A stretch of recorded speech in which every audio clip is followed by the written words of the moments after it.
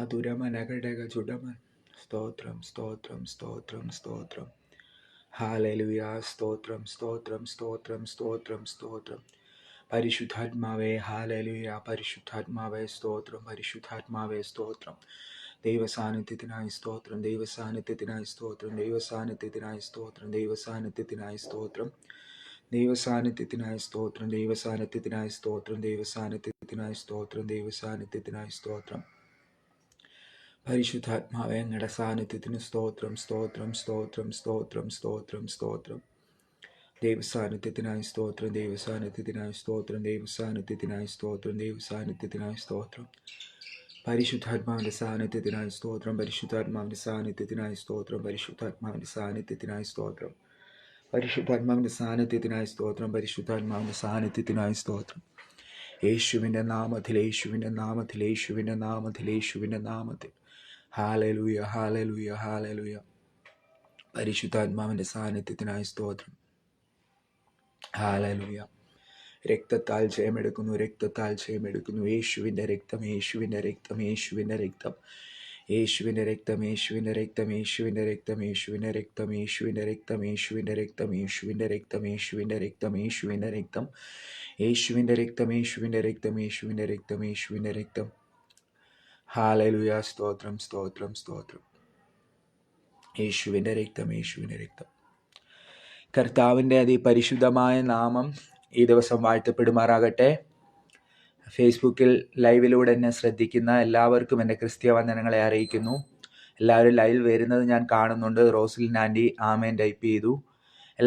എല്ലാവർക്കും ഞാൻ നന്ദി പറയുന്നു. ഒരു പ്രാവശ്യം കൂടി ഈ റോസ് ഫാമിലി എന്ന പേജിൽ ദൈവത്തിൻ്റെ മാറ്റമില്ലാത്ത വചനം ഒരു പ്രാവശ്യം കൂടി എളിയ കർത്തൃദാസന് ഉയർത്തുവാൻ തന്ന അവസരങ്ങൾക്കായി ഞാൻ ആദ്യം എൻ്റെ ദൈവത്തിന് നന്ദി പറയുന്നു. രണ്ടാമതായി ഇതിൻ്റെ അഡ്മിനായിരിക്കുന്ന റോസ്ലിൻ ആൻറ്റി, തൻ്റെ സഹശുശ്രൂഷകർ എല്ലാവർക്കും എൻ്റെ ക്രിസ്തീയ വന്ദനങ്ങളെ ഞാൻ ഈ വൈകാറായ സമയത്ത് അറിയിച്ചു കൊള്ളട്ടെ.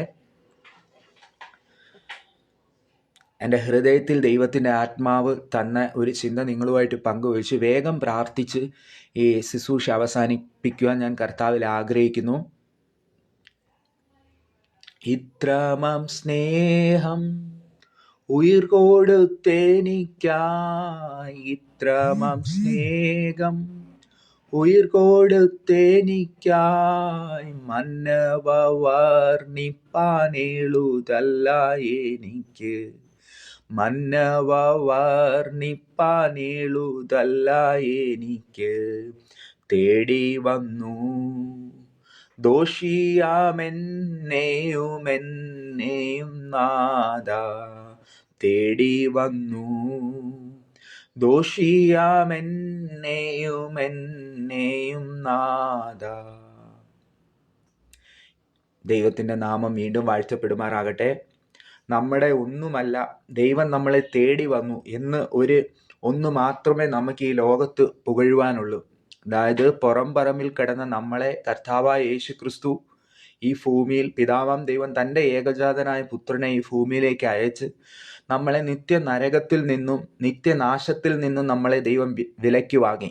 ആ ഒരു പുകഴ്ച മാത്രമേ നമുക്ക് നമ്മുടെ ഈ ചെറിയ ജീവിതത്തിൽ നമുക്ക് പറയാനുള്ളൂ. നമ്മുടെ ജീവിതം നമ്മളായിരിക്കുന്ന സൊസൈറ്റിയിൽ അല്ലെങ്കിൽ നമ്മളായിരിക്കുന്ന സമൂഹത്തിൽ എങ്ങനെ ദൈവത്തിന് വേണ്ടി പ്രയോജനപ്പെടണമെന്ന് ഒരു പ്രാവശ്യം കൂടി നമ്മളെല്ലാവരും ചിന്തിക്കേണ്ടത് ഏറ്റവും അത്യാവശ്യകരമാണ്. നമ്മൾ ദൈവത്തിനു വേണ്ടി എന്തെങ്കിലും ചെയ്തിട്ടുണ്ടെങ്കിൽ ഈ ലോകത്ത് നമ്മൾ എന്തൊക്കെ ചെയ്താലും അത് ഈ ലോകത്ത് കൊണ്ട് തീരും. ഈ ലോകത്തിൽ തന്നെ അതിനുള്ളത് നമുക്ക് കിട്ടും. പക്ഷേ ദൈവത്തിനു വേണ്ടി നമ്മൾ എന്തെങ്കിലും ചെയ്തിട്ടുണ്ടെങ്കിൽ അത് അവൻ ഒരിക്കലും കടക്കാരനല്ല. അവൻ ഈ ലോകത്തും നമ്മളെ ആദരിക്കും, വരുവാനുള്ള ലോകത്തും ദൈവം നമ്മളെ ആദരിക്കും. എൻ്റെ നിമിത്തം നിങ്ങൾ വീടോ സഹോദരങ്ങളെയോ വയലോ നിലങ്ങളോ അപ്പനെയോ അമ്മയോ എന്തെങ്കിലും വിട്ടാൽ ഈ ലോകത്ത് ഉപദ്രവങ്ങളോട് കൂടെ നിങ്ങൾക്ക് 100 അതിന് പകരം തരാതിരിക്കയില്ലെന്ന് ദൈവത്തിൻ്റെ വചനം വ്യക്തമായിട്ട് പറയുന്നുണ്ട്. നമ്മൾ ചെലവഴിക്കുന്ന സമയങ്ങൾ, നമ്മൾ ചെലവഴിക്കുന്ന വസ്തുക്കൾ, ഇതെല്ലാം ദൈവസാന്നിധ്യത്തിലേക്ക് നമ്മളെ കൂടുതൽ അടുപ്പിക്കുന്നതായിരിക്കണം. ഒരു വ്യക്തിയെങ്കിലും ഒരു ദിവസം നമ്മൾ സുവിശേഷം നമ്മൾ അറിയിക്കേണ്ട ആവശ്യമുണ്ട്. യേശു ഇങ്ങനെയാണ് പറഞ്ഞത്, നിങ്ങൾ ഭൂലോകത്തൊക്കെയും പോയി സകല സൃഷ്ടികളോടും സുവിശേഷം പ്രസംഗിപ്പീൻ. വിശ്വസിക്കുകയും സ്നാനമേൽക്കുകയും ചെയ്യുന്നവൻ രക്ഷിക്കപ്പെടും, വിശ്വസിക്കാത്തവൻ ശിക്ഷാവിധിയിൽ അകപ്പെടും. പ്രിയ ദൈവജനമേ, നമ്മൾ ഈ ക്രിസ്തീയ ജീവിതത്തിൽ നമ്മൾ മുൻപോട്ട് സ്റ്റെപ്പ് എടുത്തു വെച്ച് ഇനി നമുക്ക് പിന്നോട്ട് തിരിഞ്ഞു നോക്കാൻ പറ്റത്തില്ല.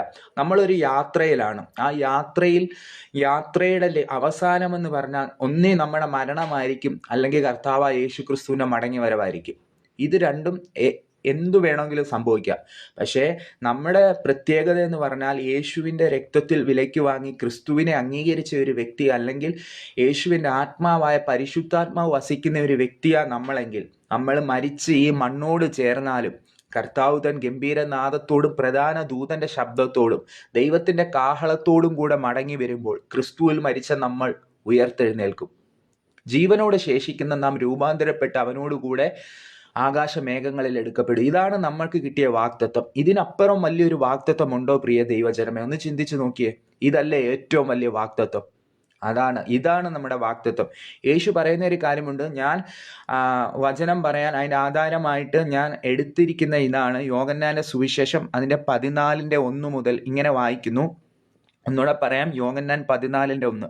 നിങ്ങളുടെ ഹൃദയം കലങ്ങിപ്പോകരുത്. ദൈവത്തിൽ വിശ്വസിപ്പീൻ, എന്നിലും വിശ്വസിപ്പീൻ. എൻ്റെ പിതാവിൻ്റെ ഭവനത്തിൽ അനേകം വാസസ്ഥലമുണ്ട്. ഇല്ലെങ്കിൽ ഞാൻ നിങ്ങളോട് പറയുമായിരുന്നു. ഞാൻ നിങ്ങൾക്ക് സ്ഥലം ഒരുക്കാൻ പോകുന്നു. ഞാൻ പോയി നിങ്ങൾക്ക് സ്ഥലം ഒരുക്കിയാൽ ഞാൻ ഇരിക്കുന്നിടത്ത് നിങ്ങളെ ഇരിക്കേണ്ടതിന് പിന്നെയും വന്ന് നിങ്ങളെ എൻ്റെ അടുക്കൽ ചേർത്തുകൊള്ളും.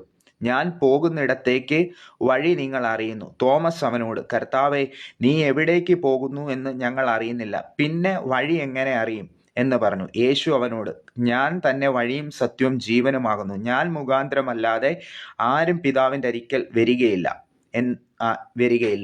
നമ്മൾ ഇവിടെ വായിച്ചപ്പോൾ ഈ യോഹന്നാന്റെ സുവിശേഷം എന്ന് പറഞ്ഞാൽ, യോഹന്നാന്റെ സുവിശേഷത്തിൽ വ്യക്തമായി പറയുന്നതെന്ന് പറഞ്ഞാൽ യേശുവിൻ്റെ ദൈവത്വത്തെ കുറിച്ച് പറയുന്ന ഒരു പുസ്തകമാണ് യോഹന്നാൻ എഴുതിയിരിക്കുന്ന യേശുവിൻ്റെ ദൈവത്വത്തെ തെളിയിക്കുന്നത്. അതായത് യേശു ദൈവപുത്രൻ ഉള്ളതിന് യേശുവിൻ്റെ യേശു ദൈവമാണെന്നുള്ളത് വ്യക്തമായി നമ്മൾ യോഹന്നാന്റെ സുവിശേഷം വായിക്കുമ്പോൾ നമുക്കത് മനസ്സിലാക്കാൻ പറ്റും. ഇവിടെ ദൈവം പറയുന്ന ഒരു കാര്യമുണ്ട്. ശിഷ്യന്മാരോട് പറയുകയാണ്, നിങ്ങളുടെ ഹൃദയം കലങ്ങിപ്പോകരുത്. ദൈവത്തിൽ വിശ്വസിപ്പീൻ, എന്നിലും വിശ്വസിപ്പീൻ. എൻ്റെ പിതാവിൻ്റെ ഭവനത്തിൽ അനേകം വാസസ്ഥലമുണ്ട്. പ്രിയ ദൈവമക്കളെ, അന്നേരം നമ്മൾ ഈ ക്രിസ്തീയ ജീവിതം എന്ന് പറഞ്ഞാൽ ഹൃദയം കലങ്ങിപ്പോകുന്ന സാഹചര്യങ്ങളും അവസ്ഥകളും നമ്മുടെ ഈ ക്രിസ്തീയ ജീവിതത്തിൽ നമ്മൾക്ക് വരുത്തില്ല എന്നല്ല യേശു പറയുന്നത്. അങ്ങനെയാണെങ്കിൽ യേശു ഇത് പറയത്തില്ലായിരുന്നു. അങ്ങനെയെങ്കിൽ നമ്മളൊരു ചിന്തിക്കേണ്ട ഒരു കാര്യമെന്ന് ചോദിച്ചാൽ, നമ്മൾ ഈ ക്രിസ്തീയ ജീവിതത്തിൽ ഇറങ്ങിത്തിരിച്ചപ്പോൾ നമ്മൾ പലതും ഉപേക്ഷിച്ച്, അല്ലേ? നമ്മൾ ജാതികളായിരുന്ന സമയത്ത് പലതിൻ്റെയും പുറകിൽ പോയൊരു കാലഘട്ടം നമുക്കുണ്ടായിരുന്നു.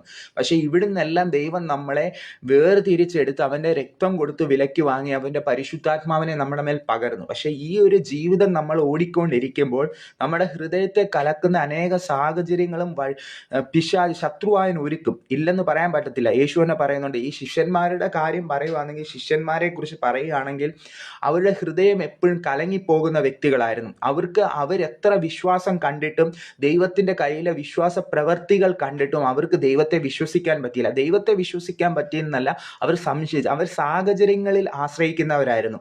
പത്രോസ്, അതായത് പലയിടത്തും പറയുന്നുണ്ട്, ആ ബാലന്റെ കയ്യിൽ 2 അപ്പവും മീനുമുണ്ട്, ഇത് മാത്രമേ ഉള്ളൂ, നമ്മൾ എന്ത് ചെയ്യും? അങ്ങനെയാണ് ശിഷ്യന്മാർ ചോദിക്കുന്നത് യേശുവിനോട്. അവർക്ക് അവരുടെ കൂടെ ഇരിക്കുന്ന ദൈവത്തിന്റെ മഹത്വം അവർക്ക് പലപ്പോഴും തിരിച്ചറിയാൻ പറ്റിയില്ല. അവൻ ദൈവപുത്രൻ എന്നുള്ളതിന് തെളിവ് അവൻ അടയാളങ്ങൾ കണ്ടതിന് ശേഷവും അവർക്ക് വിശ്വസിക്കാൻ പറ്റിയില്ല. പക്ഷെ അങ്ങനെ ഒരു ഹൃദയം കലങ്ങുന്ന അവസ്ഥയായിരുന്നു ശിഷ്യന്മാർക്കുള്ളത്. അതായത് പത്രോസിനെ കുറിച്ച് പറയുമ്പോൾ യേശു പത്രോസിനെ തിരഞ്ഞെടുക്കുമ്പോൾ പറയുന്ന ഒരു കാര്യമുണ്ട്. നീ ചഞ്ചലിച്ചു പോകുന്നവനാ, നിന്നെ പക്ഷെ ഞാൻ പത്രോസാക്കും, നിന്നെ പാറക്കഷ്ണമാക്കും. അങ്ങനെയാണ് പറയുന്നത്. കാരണം എന്ന് ചോദിച്ചാൽ, നമ്മൾ ഈ ക്രിസ്തീയ ജീവിതത്തിൽ ഇറങ്ങിത്തിരിക്കുമ്പോൾ പ്രിയ ദൈവജനമേ, നമ്മൾ ഓർക്കേണ്ട കാര്യമെന്ന് ചോദിച്ചാൽ, ഈ ലോകം നമുക്ക് യോഗ്യമല്ല. ഈ ലോകത്തിൽ അനേക ഹൃദയത്തെ കഠിനമാക്കുന്ന അവസ്ഥകൾ കടന്നു വരും. എങ്കിലും നമുക്കൊരു പ്രത്യേകതയുണ്ട്, നമുക്കൊരു പ്രത്യാശയുണ്ട്. ആ പ്രത്യാശ എന്ന് ചോദിച്ചാൽ, ഈ ഭൂമിയിൽ എന്തെങ്കിലും കിട്ടി നമ്മൾ ഒരിക്കലും ഇവിടെ ഒതുങ്ങിപ്പോകുകയല്ല. നമ്മുടെ കർത്താവ്, വാഴ്ത്തപ്പെട്ട കർത്താവ് മടങ്ങി വരുമ്പോൾ നാം അവനോട് കൂടെ ഇരിക്കേണ്ടതിന് അവൻ നമ്മളെ വന്ന് ചേർത്തുകൊള്ളുമെന്നാണ് പറയുന്നത്. നേരെ അതിൻ്റെ താഴോട്ട് പറയുന്ന ഒരു കാര്യമുണ്ട്. തോമസ് അവനോട്, കർത്താവെ, നീ എവിടേക്ക് പോകുന്നു എന്ന് ഞാൻ അറിയുന്നില്ല, പിന്നെ വഴി എങ്ങനെ അറിയും? യേശു അവനോട്, ഞാൻ തന്നെ വഴിയും സത്യവും ജീവനുമാകുന്നു. അതാണ് നമ്മുടെ ദൈവത്തെക്കുറിച്ച് യേശു പറയുന്ന ഒരു കാര്യമാണ്, ഞാൻ തന്നെ വഴിയും സത്യവും. പ്രിയ ദൈവമക്കളെ, ഈ ലോകത്ത് പല നേതാക്കന്മാരും മതപണ്ഡിതന്മാർ ഈ ലോകത്ത് വന്നിട്ടുണ്ട്. പക്ഷെ ഒരു മനുഷ്യരും പറഞ്ഞിട്ടില്ല ഞാൻ തന്നെ വഴിയും സത്യവും ജീവനുമാകുന്നെന്ന്. ഇല്ലേ? അവരെല്ലാം കല്ലറകളോട് അവർ ഒതുങ്ങിപ്പോയവരാണ്.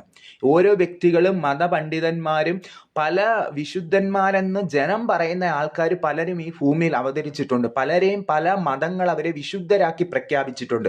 എന്നാൽ യേശു പറയുന്ന ഒരു കാര്യമുണ്ട്.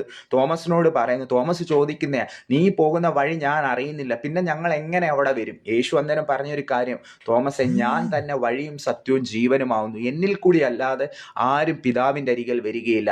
അപ്പം പിതാവാം ദൈവത്തിൻ്റെ അടുത്ത് ചെല്ലുവാൻ ഏക വഴിയെന്ന് പറഞ്ഞാൽ അത് യേശു ക്രിസ്തു മാത്രമാണ്. ദൈവം വേറെടുത്ത് പറയുന്നുണ്ട്, അവൻ ദൈവപുത്രനാകൊണ്ട് യേശു മരിച്ച് അടക്കപ്പെട്ട് 3-ാം ദിവസം ഉയർത്തെഴുന്നേറ്റ്. ഞാൻ ചിന്തിച്ചപ്പോൾ പരിശുദ്ധാത്മാവിൻ്റെ ഹൃദയത്തിൽ തന്ന ഒരു ചിന്ത എന്ന് പറഞ്ഞാൽ, യേശു ദൈവപുത്രനായിരുന്നല്ലോ, യേശു മരിച്ചു കഴിഞ്ഞിട്ട് അവൻ ഉയർത്തെഴുന്നേറ്റു. ഒരു ട്രാൻസ്ലേഷനിൽ ഇങ്ങനെ പറയുന്നു, ദൈവം ഉയർത്തെഴുന്നേറ്റത് പുനരുദ്ധാനത്തിൻ്റെ ശക്തി അവൻ്റെ മേൽ വന്നപ്പോൾ യേശു മരണത്തെ തോൽപ്പിച്ച് ഉയർത്തെഴുന്നേറ്റ്. കാരണം എന്ന് ചോദിച്ചാൽ പിതാവാം ദൈവം അവനെ ഉയർപ്പിച്ചു. ഒരിടത്ത് പറയുന്ന അവൻ ദൈവമായതുകൊണ്ട് അവൻ ഉയർത്തു. രണ്ടാമത്തെ കാര്യം, അവൻ ദൈവപുത്രനായതുകൊണ്ട് അവൻ ഉയർത്തു. പിന്നെ പരിശുദ്ധാത്മാവ് അവൻ്റെ മേൽ വന്നപ്പോൾ അവന് നിർജീവ അവസ്ഥയിൽ ആ ചലനമറ്റ ശരീരത്തിന്മേൽ പതിച്ചപ്പോൾ, ദൈവത്തിൻ്റെ ആ ശക്തി അവൻ്റെ മേൽ പതിഞ്ഞപ്പോൾ അവൻ മരണത്തെ തോൽപ്പിച്ച് ഉയർത്തെഴുന്നേറ്റ്. പ്രിയ ദൈവമക്കളെ, നമ്മൾ വിളിക്കുന്ന ദൈവം എന്ന് ചോദിച്ചാൽ ജീവനുള്ള ദൈവമാണ്. നിന്റെ ഏത് അവസ്ഥയാണെങ്കിലും, ഏത് മരിച്ച അവസ്ഥയാണെങ്കിലും, ഏത് നാറ്റം വഹിച്ച അവസ്ഥയാണെങ്കിലും, ഈ പുനരുദ്ധാനത്തിൻ്റെ ശക്തി നിന്റെ മേൽ വെളിപ്പെട്ടാൽ നിന്റെ ആ നിർജീവ അവസ്ഥയെ നിനക്ക് രൂപാന്തരപ്പെടുത്തി ജീവനോടെ വെളിയിൽ കൊണ്ടുവരാൻ പറ്റും. അതാണ് യേശുവിൻ്റെ സുവിശേഷം. ഈ സുവിശേഷം എന്ന് പറഞ്ഞാൽ, ഈ സുവിശേഷം ഒരിക്കലും ഒരു വ്യക്തിയെ മരണത്തിൽ അവനെ കൊണ്ട് ആത്മഹത്യ ചെയ്തിട്ടില്ല. ഒരു കുടുംബത്തിലും നാശം കടന്നു വന്നിട്ടില്ല. ഈ സുവിശേഷൻ്റെ പ്രത്യേകത എന്ന് പറഞ്ഞാൽ, ആഫ്രിക്കയിലെ നരഭോജികളെ പോലും നരസ്നേഹികളാക്കി മാറ്റിയതിൻ്റെ പിൻപിൽ വ്യാപരിച്ചത് ഈ നാമമാണ്, ഈ യേശുവിൻ്റെ നാമമാണ്. ഈ യേശുവിൻ്റെ ജീവൻ നിങ്ങളിൽ നിന്ന് വ്യാപരിച്ചാൽ, നിങ്ങളുടെ ഓരോ അവസ്ഥകളിലും വ്യാപരിച്ചാൽ, നിങ്ങൾക്ക് സത്യമായിട്ട് ദൈവത്തിൻ്റെ സാന്നിധ്യം നിങ്ങൾക്ക് മനസ്സിലാക്കാൻ പറ്റും. പ്രിയ ദൈവമക്കളെ, തോമസ് പറയുന്ന ഒരു കാര്യമുണ്ട്, നീ പോകുന്ന വഴി ഞാൻ അറിയുന്നില്ല, പിന്നെ ഞങ്ങൾ എങ്ങനെ വരും? യേശു പറഞ്ഞൊരു കാര്യമുണ്ട്, ഞാൻ തന്നെ വഴിയും സത്യവും ജീവനുമാണ്. ആ യേശുവാണ് പറഞ്ഞത്, ഞാൻ ഇരിക്കുന്നിടത്ത് വീണ്ടും ഞാൻ വന്ന് നിങ്ങളെ ചേർത്തുകൊള്ളും. ആ സ്ഥലത്ത് നമ്മളെ ഇരുത്തണം. പ്രിയ ദൈവമക്കളെ, നമ്മൾ ഈ ലോകത്ത് നേടുന്ന എന്തെങ്കിലും നേടിക്കൊണ്ട് ഏതെങ്കിലും ചെറിയ നേട്ടങ്ങളുടെ പിന്നാലെ നമ്മൾ പോയി കഴിഞ്ഞാലുണ്ടല്ലോ, ഈ ലോകത്തോട് അവസാനിക്കും. അവൻ്റെ പേര് ഇവിടെ മറഞ്ഞു പോകും. ജ്ഞാനിയിൽ ജ്ഞാനിയായ ശലോമോൻ, ഈ ലോകത്തെ സകല ജ്ഞാനം ദൈവത്തിൽ നിന്ന് പകർന്ന ശലോമോൻ അവസാനം പറഞ്ഞ ഒരു കാര്യമുണ്ട്. ആ സദൃശ്യവാക്യങ്ങളും ഒക്കെ വായിക്കുന്നതാണ് ബെന്തിക്കോസ്ത് സഭ. അതിൻ്റെ സ്ഥാപകൻ എന്ന് പറഞ്ഞാൽ യേശു ക്രിസ്തുവാണ്. ബെന്തിക്കോസ് നാളിൽ ആത്മാവ് ഇറങ്ങി വന്നപ്പോൾ ശിഷ്യന്മാർ ചിതറിപ്പോയെടുത്തവർ സഭ രൂപാന്തരപ്പെടുവാനിടയായി. പ്രിയ ദൈവമക്കളെ, നമ്മൾ ഈ സഭയിൽ കടന്നു വരുമ്പോൾ നമ്മൾ തിരിച്ചറിയേണ്ട കാര്യം എന്ന് വെച്ചാൽ, ഞാൻ സഭയിലെ ഒരു അംഗമാണ്. ഞാൻ ഈ ദൈവത്തിൻ്റെ ആ വേലയ്ക്കുള്ളിൽ ആ സഭയിലെ ഞാനൊരു അംഗമാണ്. ഈ സഭയിലാണ് ഉപദേഷ്ടാക്കന്മാരുള്ളത്, സുവിശേഷകന്മാരുള്ളത്, പ്രവാചകന്മാരുള്ളത്, ഇടയന്മാരുള്ളത്, അപ്പോസ്തലന്മാരുള്ളത്. ഈ സഭയിലാണ് യേശു തൻ്റെ സഭയ്ക്ക് വേണ്ടിയാണ് ദൈവം തൻ്റെ ജീവനെ തന്നത്. മനസ്സിലായോ? അങ്ങനെയെങ്കിൽ ഈ സഭയുടെ പ്രത്യേകത എന്ന് പറഞ്ഞാൽ, നമ്മൾ ഈ ലോകത്ത് ഒതുങ്ങിത്തീരുകയല്ല, കർത്താവിൻ്റെ മടങ്ങി വരവിൽ നമ്മളും എടുക്കപ്പെടണം. നമ്മളും ആ കർത്താവിനോടുകൂടെ, കർത്താവ് എങ്ങനെയായിരുന്നു ആ കർത്താവിൻ്റെ ആ മഹത്വത്തിലേക്ക് 2000 വർഷങ്ങൾക്ക് മുമ്പ് യേശു കടന്നു വന്നത് മാനവരാശിയെ വിലയ്ക്ക് വാങ്ങുക മാത്രമല്ല, പാപത്തിന് പരിഹാരം ചെയ്യുക മാത്രമല്ല, അവൻ സ്വന്തം രക്തത്താൽ വിലയ്ക്ക് സമ്പാദിച്ച ഒന്നാണ് ദൈവത്തിൻ്റെ സഭ. ഏതാനും വർഷങ്ങൾക്ക് ഏദേൻ എന്ന് പറഞ്ഞ ഒരു തോട്ടത്തിൽ ദൈവം തൻ്റെ സ്വരൂപത്തിൽ സൃഷ്ടിച്ച ആദാമും ഹൗവയും പിശാചായവൻ ഹൗവയെ കൊണ്ട് പാപം ചെയ്യിച്ച് ദൈവതേജസ് ഇല്ലാതായപ്പോൾ പിശാച് വിചാരിച്ച ഒരു കാര്യമുണ്ട്, ഇന്നത്തോടെ മനുഷ്യനെ നിത്യ നരകത്തിലേക്ക് കൊണ്ടുപോകും. അങ്ങനെ ഒരു പദ്ധതി, അതായത് നിത്യ നരകത്തിന് നമ്മൾ യോഗ്യനായി തീർന്നപ്പോൾ, നമ്മുടെ പിതാവാം ദൈവം എന്ന് പറഞ്ഞാൽ അവൻ സ്നേഹവാനായ ദൈവമാണ്. അതേ ദൈവം സ്നേഹവാനും വിശുദ്ധനായ ദൈവം, പരിശുദ്ധനായ ദൈവമായതുകൊണ്ട് ദൈവത്തിന് പാപത്തിനെ ശിക്ഷിക്കാതിരിക്കാൻ പറ്റത്തില്ല. പാപത്തിന് ശിക്ഷ വിധിക്കാതിരിക്കാൻ പറ്റത്തില്ല. അങ്ങനെ വന്നപ്പോഴാണ് ആ മനുഷ്യൻ പാപത്തിൻ്റെ അഗാധ കൂപത്തിൽ അവൻ നിത്യനരകത്തിൽ പോവാതിരിക്കാൻ വേണ്ടി തൻ്റെ പുത്രനായ യേശുവിനെ ഈ ഭൂമിയിലേക്ക് അവൻ മനുഷ്യ സാദൃശ്യത്തിൽ അയക്കുവാനിടയായി. ആ മനുഷ്യ സാദൃശ്യത്തിൽ ദൈവ ശിക്ഷ ഏറ്റെടുക്കുവാനിടയായി. അത് പാപത്തിൻ്റെ ശമ്പളം മരണമെന്ന് വചനം വ്യക്തമായി പറയുന്നുണ്ട്. പാപം ചെയ്യുന്ന ദേഹി മരിക്കും നിശ്ചയം. അങ്ങനെയാണ് വചനം പറയുന്നത്. പാപം ചെയ്യുന്ന ദേഹി മരിക്കണം. അങ്ങനെയെങ്കിൽ ആ മരണം യേശുക്രിസ്തു നിനക്കും എന്നെ കേൾക്കുന്ന ഇന്നേ വരെ യേശുവിനെ കേൾക്കാത്ത ആരെങ്കിലും ഈ ലൈവിൽ എന്നെ ശ്രദ്ധിക്കുന്നുണ്ടെങ്കിൽ നിങ്ങളോട് എനിക്കൊരു ദൂത് പറയാനുണ്ട്. നിങ്ങളെ സ്നേഹിക്കുന്ന, നിങ്ങൾക്ക് വേണ്ടി ജീവൻ തന്നെ ഒരു രക്ഷിതാവ് ഇന്നും നിങ്ങൾക്ക് വേണ്ടി ജീവിക്കുന്നു. അവൻ സകല മനുഷ്യർക്കും വേണ്ടിയാണ് അവൻ മരിക്കാനിടയായത്. സകല മനുഷ്യർക്കും വേണ്ടി അവൻ ഒരിക്കലായി മരിക്കപ്പെട്ടു. ഇനി ഒരു യാഗം അവശേഷിക്കുന്നില്ല. ഇനി നിങ്ങൾക്കൊരു യാഗം അവശേഷിക്കുന്നില്ല. യേശു അവസാനം ക്രൂശിൽ പറഞ്ഞൊരു കാര്യം ഇതാണ്: സകലതും നിവൃത്തിയായി. ഇനി നിങ്ങൾ യേശുവിൽ വിശ്വസിച്ച് ഈ സഭയിലേക്ക് നിങ്ങളെ കടന്നു വരുവാണെങ്കിൽ നിങ്ങൾക്കും ഒരു നിത്യത ഉണ്ടെന്ന് ഞാൻ ദൂത് വിളിച്ചു പറയാനിടയാകും. കാരണം എന്ന് വെച്ചാൽ ഈ ലോകത്തിൽ നമ്മൾ ജീവിക്കുമ്പോൾ നമ്മുടെ ഹൃദയത്തെ കലക്കുന്ന അനേക അവസ്ഥകൾ കൂടി നമ്മൾ കടന്നു പോകുവാനിടയാകും. പിശാചിനെ കുറിച്ച് പറയുന്ന ഒരു കാര്യം, അവൻ അലറുന്ന സിംഹം എന്ന പോലെ ആരെ വിഴുങ്ങേണ്ടു എന്ന് പറഞ്ഞ് അവൻ സഞ്ചരിക്കുകയാണ്. അലറുന്ന സിംഹം എന്ന പോലെ.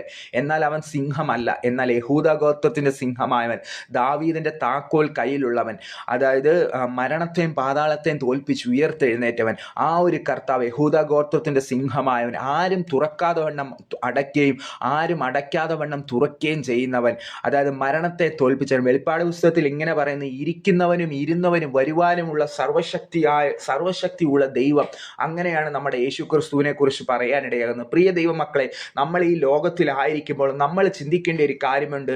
നമ്മൾ നമ്മുടെ അവസ്ഥകളെ പറയരുത്. കാരണം എന്ന് വെച്ചാൽ, കർത്താവ്, ഞാൻ എൻ്റെ വീടിൻ്റെ അപ്പുറത്ത് അല്ലെങ്കിൽ ഒത്തിരി പന്ന ആൾക്കാരുണ്ട്, അല്ലെങ്കിൽ ഞങ്ങളുടെ ആ വീട്ടിൽ അവരങ്ങനെയാണ്, ഞങ്ങൾ ഈ ലോകത്തിലല്ലേ ജീവിക്കുന്നത്. പക്ഷെ ദൈവം പറഞ്ഞൊരു കാര്യമുണ്ട്: നിങ്ങൾക്ക് വിശുദ്ധനായിരിക്കാൻ പറ്റും, തീർച്ചയായും. അല്ലെങ്കിൽ ദൈവം പറയത്തില്ലായിരുന്നു. ദൈവം പറഞ്ഞൊരു കാര്യമുണ്ട്: ഞാൻ വിശുദ്ധനായിരിക്കാൻ അതുപോലെ നിങ്ങൾ വിശുദ്ധനായിരിപ്പീൻ. അങ്ങനെ പിശാചിന്റെ ഏറ്റവും വലിയ തന്ത്രം എന്ന് പറഞ്ഞാൽ എന്താണെന്നറിയാമോ?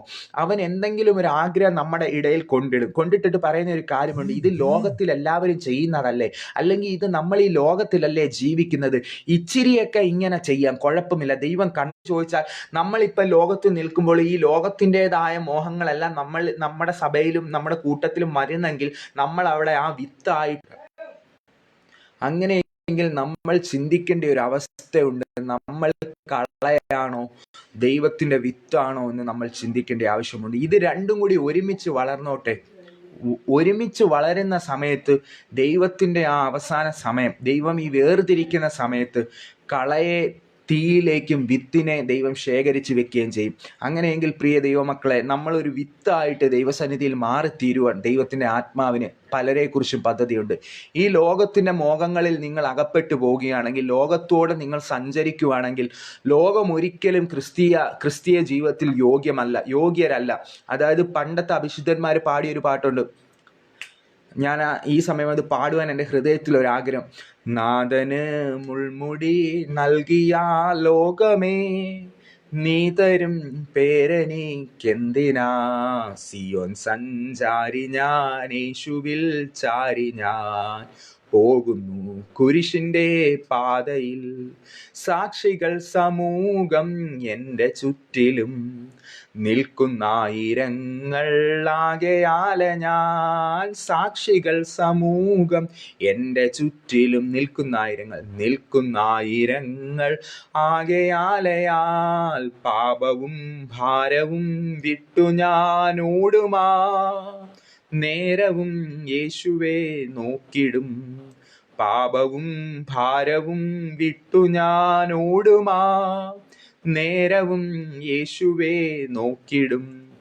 അപ്പം എങ്ങനെ പാപവും ഭാരവും എല്ലാം വിട്ട് നമ്മൾ ക്രിസ്തുവിൻ്റെ യേശുവിൻ്റെ ലാക്കിലേക്ക് നമ്മൾ ഓടണം. നമ്മളെ വിളിച്ചിരിക്കുന്ന ഒരു പരമ വിളിയ. ഇത് ലോകക്കാർക്ക് കിട്ടിയിട്ടില്ല. ലോകത്തിൽ ദൈവം എല്ലാവരെയും വിളിച്ചത്, പക്ഷേ ഇതിലേക്ക് ചിലവർ മാത്രമേ കടന്നു വന്നിട്ടുള്ളൂ. പ്രിയ ദൈവമക്കളെ, പത്രോസ് ഇങ്ങനെ പറയുന്നത്: സകലരും രക്ഷിക്കപ്പെടണം എന്ന് തന്നെയാണ് ദൈവത്തിന് ഇഷ്ടം. അതുകൊണ്ട് ദൈവം വൈകുന്നു എന്ന് മാത്രമേ ഉള്ളൂ. എന്നാൽ കർത്താവിൻ്റെ മടങ്ങിവരവ്, ദൈവത്തിൻ്റെ മടങ്ങിവരവ് ഒരിക്കലും താമസിക്കുന്നില്ല. നമ്മൾ താമസിക്കുന്നു എന്ന് ചിന്തിക്കുന്നെങ്കിലും കർത്താവ് തൻ്റെ വാഗ്ദത്തം നിവർത്തീകരിക്കുവാൻ ഒരിക്കലും അവൻ താമസിക്കുന്നില്ല. ചിലരും കൂടി ഇതിൻ്റെ അകത്തേക്ക് കടന്നു വരണമെന്ന് ദൈവത്തിനൊരു ആഗ്രഹമുണ്ട്. അതുകൊണ്ട് മാത്രമാണ് ദൈവം താമസിക്കുന്നത്. നമുക്കറിയത്തില്ല എപ്പോഴാണ് നമ്മൾ വരുന്നത്. കർത്താവിൻ്റെ മടങ്ങി വരവ് ചിലപ്പോൾ ഇന്ന് രാത്രി സംഭവിക്കാം, അല്ലെങ്കിൽ അടുത്ത നിമിഷം സംഭവിക്കാം, അല്ലെങ്കിൽ നാളെ സംഭവിക്കാം. എപ്പോൾ വേണമെങ്കിലും കർത്താവിൻ്റെ മടങ്ങി വരവ് സംഭവിക്കാം. പക്ഷേ യേശു മടങ്ങി വരുമ്പോൾ, ഞാനും നീ കാഹളത്തിൻ്റെ നാദം കേൾക്കുമ്പോൾ, കർത്താവിൻ്റെ മടങ്ങി വരവിൽ നമ്മൾ കൈവിടാതെ നമ്മൾ എടുക്കപ്പെടുന്നവരുടെ കൂട്ടത്തിൽ ഒരാൾ നമ്മൾ ആയിരിക്കണം. അതിലേക്ക് അനേകരെ ഇതിലേക്ക് കൊണ്ടുവരണം. ഞാൻ താമരയെക്കുറിച്ച് പറയാനിടയാലോ. താമര നിൽക്കുന്ന സ്ഥലമെന്ന് പറഞ്ഞാൽ ഏറ്റവും ഒരു അഴുക്ക് പിടിച്ച സ്ഥലമാണ്. അതായത് ആ താമര ഒരു അഴുക്കുള്ള കണ്ടത്തിലാണ് നിൽക്കുന്നത്. ആ താമര കണ്ടത്തിൽ നിന്നാലും അതിൻ്റെ ശോഭ ഭയങ്കരമാണ്. ശോഭ പരിപൂർണയായിട്ടാണ് അതിനെ കാണുവാനിടയാകുന്നത്. ആ താമരയോടാണ് എനിക്ക് സഭയെ ഉപമിക്കാൻ പറയുന്നത്. ഈ ലോകത്തിൻ്റെ മാലിന്യങ്ങൾ ഉള്ളിടത്ത ദൈവം ഈ സഭയെ കുറച്ച് നാളത്തേക്ക് നമ്മളെ ഈ ലോകത്താക്കിയിട്ട് പോയേക്കുക. എനിക്ക് അങ്ങനെ തന്നെ പറയാം, ആ വാക്ക് തന്നെ പറയാം. കുറച്ച് നാളത്തേക്ക് സഭയെ ഈ ലോകത്താക്കിയിട്ട് ദൈവം പോയേക്കുക. എന്നാൽ കർത്താവ് മടങ്ങി വരും. കർത്താവിൻ്റെ മടങ്ങി വരവിൻ്റെ കാഹളത്തിൻ്റെ ശബ്ദം കേൾക്കുമ്പോൾ ഈ ലോക സംഭവങ്ങളെല്ലാം വിളിച്ചു പറയുന്നത് വാഴ്ത്തപ്പെട്ട കർത്താവിൻ്റെ മടങ്ങി വരവാണ്. ഞാനും നീയും ഒരുങ്ങിയിട്ടുണ്ടോന്നോ, അതോ ഈ ലോകത്തിൻ്റെ മോഹങ്ങളിലാണോ, അതോ ഈ ലോകക്കാരെ പോലാണോ നിങ്ങൾ ജീവിക്കുന്നത്, നമ്മൾ ഓരോരുത്തരും ജീവിക്കുന്നത്, അതോ താമരയെ പോലെ ആ വൃത്തികെട്ട അവസ്ഥയിലും ആ മാലിന്യമുള്ളിടത്തും താമരയെ പോലെ സഭയുടെ ശോഭ നീ വെളിപ്പെടുത്തുന്നുണ്ടോ എന്ന് നമ്മൾ ചിന്തിക്കേണ്ടത് ഏറ്റവും അത്യാവശ്യമാണ്. ആ ഒരു വിളിയാണ് സഭയ്ക്ക് ദൈവം ഇട്ടിരിക്കുന്നത്. അതാ ദൈവം പറയുന്നത്, നിങ്ങളുടെ ഹൃദയം കലങ്ങിപ്പോകരുത്. ഈ ലോകത്തിൽ നിങ്ങൾക്ക് കഷ്ടമുണ്ട്. കഷ്ടമില്ലെന്ന് പഠിപ്പിക്കുന്ന തിയോളജി അല്ല. യേശു പറഞ്ഞ ഒരു കാര്യമുണ്ട്, കുഞ്ഞുങ്ങളെ, നിങ്ങൾക്ക് ലോകത്തിൽ കഷ്ടമുണ്ടെങ്കിലും ധൈര്യപ്പെടുവിൻ, ഞാൻ ലോകത്തെ ജയിച്ചിരിക്കുന്നു. അതായത് ലോകത്തെ ജയിച്ച യേശു പറഞ്ഞ അങ്ങനല്ലേ പറഞ്ഞേക്കുന്നത്, ഞാൻ ലോകത്തിൽ കഷ്ടമുണ്ട് എങ്കിലും ധൈര്യപ്പെടുവിൻ, ഞാൻ ലോകത്തെ ജയിച്ചിരിക്കുന്നു. അങ്ങനെയെങ്കിൽ ആ ഒരു ധൈര്യമാണ് നമ്മൾക്ക് വേണ്ടിയത്. യേശു ലോകത്തെ ജയിച്ചു, അതുകൊണ്ട് ഞാൻ ലോകത്തെ ജയിച്ചിരിക്കുന്നു എന്ന് ഒരു വ്യക്തിയും പറഞ്ഞിട്ടില്ല. യേശുവാണ് പറഞ്ഞത്, നിങ്ങൾ ധൈര്യപ്പെടുവിൻ, ഞാൻ ലോകത്തെ ജയിച്ചിരിക്കുന്നു. അങ്ങനെയെങ്കിൽ ആ ഒരു ജയം നമ്മുടെയും കൂടി ജയമാക്കി നമ്മൾക്ക് ഈ സന്ധ്യാസമയം നമുക്ക് ഏറ്റെടുക്കാം. കർത്താവേ, അങ്ങ് നേടിയ ജയം, അങ്ങ് ഈ ലോകത്തിന്മേൽ നേടിയ ജയം, അങ്ങ് ഈ കഷ്ടതയുടെ മധ്യേ നേടിയ ജയം, ആ ജയം ഞങ്ങളെയും കൂടി ജയമാണ്. ഞങ്ങളുടെ ഏതൊക്കെ സാഹചര്യങ്ങൾ, എന്തൊക്കെ അവസ്ഥകൾ ഞങ്ങളുടെ ജീവിതത്തിൽ കടന്നു വന്നാലും കർത്താവേ, നീ ഞങ്ങൾക്ക് വേണ്ടി ഒരു ജയം ഞങ്ങൾക്ക് വേണ്ടി തന്നിട്ടുണ്ട്. അവൻ ലോകത്തെ ജയിച്ചു, പാപത്തെ ജയിച്ചു, സാത്താനെ ജയിച്ചു. പലരും ഈ ക്രിസ്ത്യ ജീവിതം, ഈ ബൈബിളിൽ പറഞ്ഞ പലതും ഉപേക്ഷിച്ചാൽ മാത്രമേ നമുക്ക് ഈ കർത്താവിൻ്റെ മടങ്ങി വരൽ എടുക്കപ്പെടാൻ പറ്റൂ. എൻ്റെ ഹൃദയത്തിൽ വന്ന ഒറ്റയൊരു ചിന്ത നിങ്ങളോട് പറഞ്ഞിട്ട് ഞാൻ പ്രാർത്ഥിക്കുവാൻ ആഗ്രഹിക്കുന്നു. യോസഫിനെ കുറിച്ച് പറയുമ്പോൾ അവൻ ഒരു സ്വപ്നക്കാരനായിരുന്നു.